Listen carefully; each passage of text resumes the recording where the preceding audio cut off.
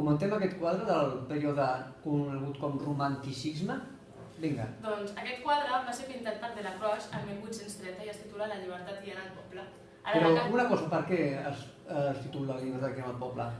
Perquè està aquí simbolitzant el poder de les classes socials que exigeixen uns canvis. Senyala quins són aquests poders.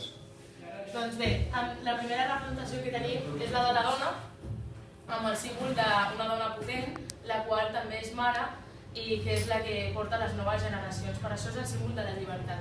Té els pits nus perquè d'aquesta manera també simbolitza una llibertat física i causa un sentiment molt de superioritat i de maternitat. A l'esquerra del quadre, qui són els que estan allà?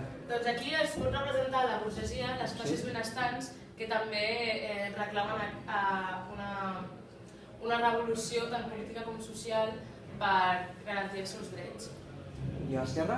Aquí a l'esquerra podem trobar també les classes més baixes, les quals també lluiten per aquesta revolució. Dins d'aquestes classes socials també es troben tots els joves, els quals prenen molta força armamentística, ja que la seva situació se'ls hi permet. Hi ha algun quadre que recordi la situació dels morts anterior? Doncs sí, el nàufrag de la Medusa, que la posició dels morts ens recorda molt, ja que estan posats tots en escorç.